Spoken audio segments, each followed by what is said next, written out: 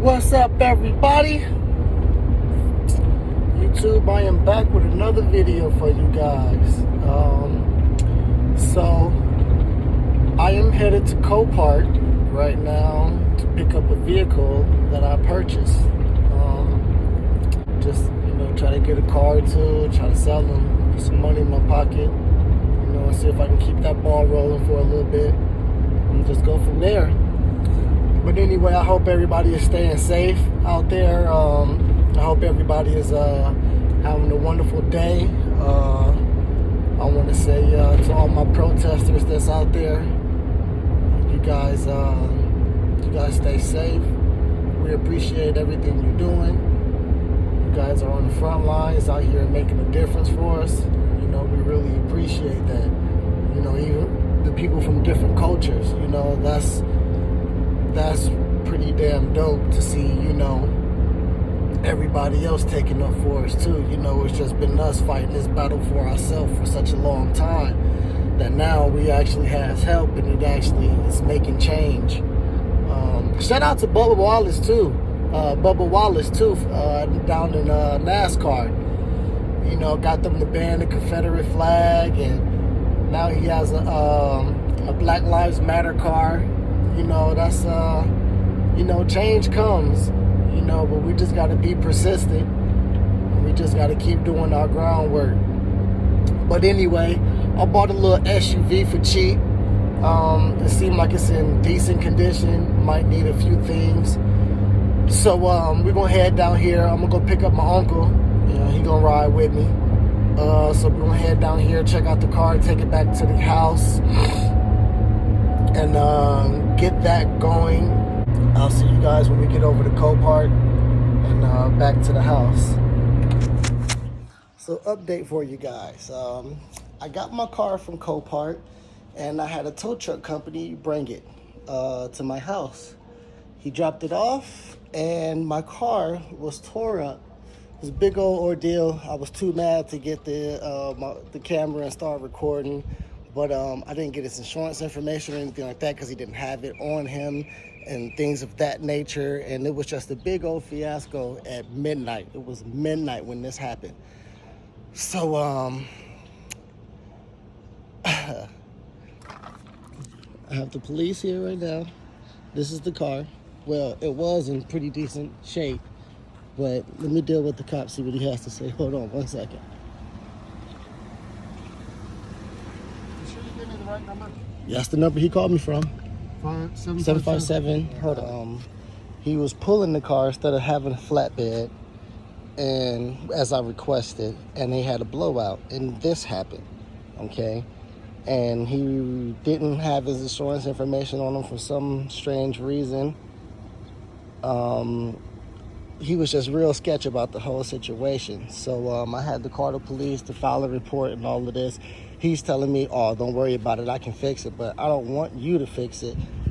This company, that's how things work. If I run into somebody's car, then I'm going to give you my insurance information. I'm not going to tell you I can fix it. Like, even if I do work at a body shop, I just feel as though that's not my place. Like, if it was an accident, you're supposed to, give the insurance information, let the insurance companies take care of it like that. Plus, it's a tow truck. I've worked for tow truck companies before. You got to have at least a $500,000 policy on that damn truck, period. You have to.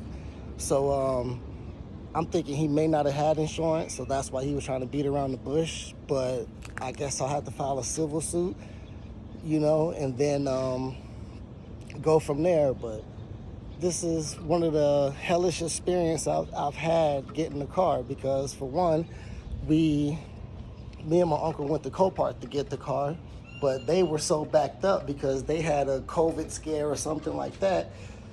So they had to shut the building down for 2 days. So when I go get the car, I'm number 25 in line, but it literally took me 7 hours yesterday to get my car. We sat inside of the truck all day yesterday, me and my uncle, waiting. It's kind of hot out here, excuse me, for the sweating and all of that. It's like 100 and something degrees.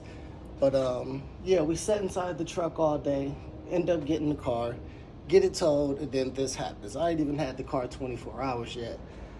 So now I'm trying to figure out, well, we're trying to file a police report and all of that, and then I'm just going to take him to court, file a civil matter, and, you know, sue him. But now I have to find parts and get this car ready because I wasn't even supposed to keep this car. I was supposed to get it, you know, take care of it real quick, get some tires on it, clean the inside of it, you know, make it look nice, and then try to sell it. But now it seems like I'm gonna have to put more into it and probably break even until this whole civil matter goes through, which is ridiculous, you know, like. So always go with the reputable company because my fault was I wanted to go with the guy who will charge me less. And you see what happens, you get what you pay for. You know, $30 less, it's gonna cost me at least $1,000, you know? So yeah, I'm waiting on my uncle to get here now. We're gonna go out and get some parts and stuff and try to figure this all out. But yeah, here we are. I'm super pissed off, but I gotta stay positive. You know, stuff happens, and we're gonna get through it. You know, let me finish dealing with these police and everything, and then we'll pick this video back up. Peace. So the cop has really been sitting in there talking to this guy for like, I don't know, 15 minutes now. It's been a minute. It's like, damn, what the hell could y'all be talking about? Like, get my insurance information and let's get this show on the road. But now it's like, I may be able to come out a little bit cheaper than $1,000 or so if I can go out to the junkyards and find the parts myself, which I intend on doing. But I got this car for a pretty decent price. And, you know, I was trying to, you know, make some decent money off of it. You know, like, not like I wasn't gonna make 10, 15,000 off of it, but I was gonna make, you know, at least $200-300, which is cool, you know, maybe more, you know, on the lower end, you know, $200-300, you know, on the higher end, maybe could have got 1,000, 1,500 out of it on top of what I paid for it if I would have, you know, done everything right. It has pretty decent miles on it. So it's like, it's always a test, man. You know, it's always a test. It's something that's gonna, you know, not go in your favor. It's something that's, you know, things are just not always gonna go as smooth as you want them to. But it's just like you gotta, you know, you gotta stay strong. You gotta poke your chest out, you know, and give it your best efforts at all times. You can't sit there and just be mad about it and then, you know, cry. Like, no, like it happened. It's over with. Let's move forward. Let's figure out how we pick these pieces up and keep them moving. He said, I swear that caddy is so clean, though. I'm sorry. Whew. But here he come now, so let's see what he got to say. Okay, I'm vlogging for my YouTube channel, if that's fine. No. Take it off. Okay.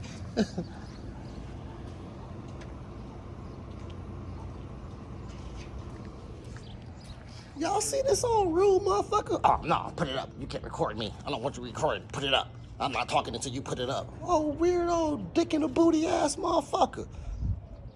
So that's what this bitch ass motherfucker had to say, bro. You just pissed me off with that shit, acting like I can't vlog and shit for my motherfucking shit. Like, you ain't all that fucking important. He say that dude's insurance say he won't cover it, so there's no sense in him giving me my insurance, which is stupid. I should have been able to get the insurance anyway. He's also saying that the guy said he tried to help me by not charging me for the tow, but I'm like, bro, this is well over $600 worth of damage. Like, that little $100 tow is nothing compared to the $600 of damage that you did. So it's like, he said the only thing I can do is pretty much sue him in small claims court. So I pretty much got a car that I have to put more money into now. But, you know, whatever. I ain't even gonna trip. Like, you know, I ain't gonna, what Nip say? I ain't gonna stress out, nigga. Poke my chest out, nigga. Weight on my shoulders, yeah. Bring the best out, nigga. This shit suck, it do. But fuck it. It's life. What am I gonna do? Pout? Nah. Just gonna figure it out. I should have just went and spent the money and did it myself. Hell, if I would have busted it up, I would have felt better because I did it, you know? But to have somebody else do it, and it's whatever. But we're going to put our heads together and figure out what we can do, you know? And we'll get this ball moving. So this is going to be part 1 of the rebuild of the Saturn Vue. It was a clean car at one point. You know, the only thing that was wrong with it, I got it from Copart. I'll drop stills so you guys can see. But the only thing that was wrong with it was missing the bumper.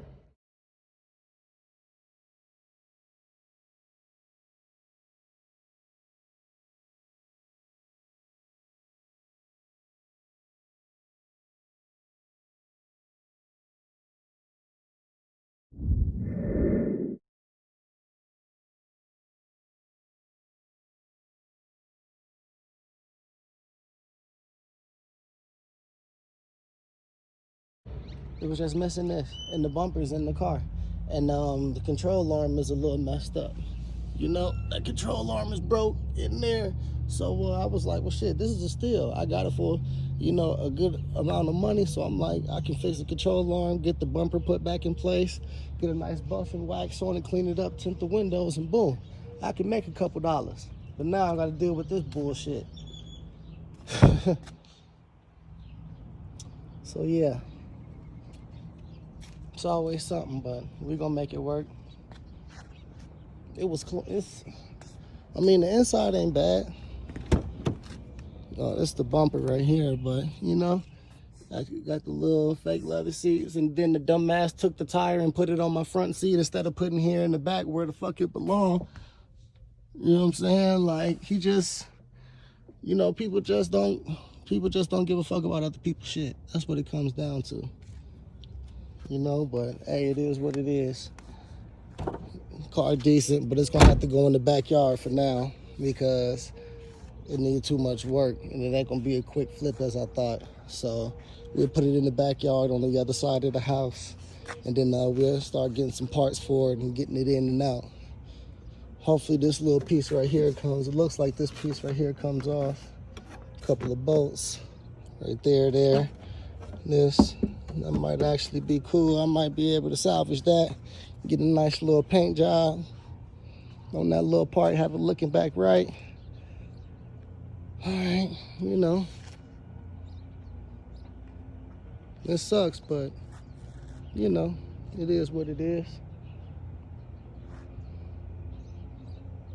Then my neighbors is moving out, so anybody looking for a house, you know, y'all can come move in next door to me. GM, Cadillacs only, Chevrolets type shit. No, I'm just playing. And it's a house down the street too. I don't know if y'all can see the sign, but they selling their house down there too. Beautiful little sunny day out here. AZ. Punk ass cop get on my nerves. No, I'm not gonna say nothing. You put your phone up. Don't record me. Like, you old dick in the booty ass, you ain't that fucking important, faggot. Anyway, yeah.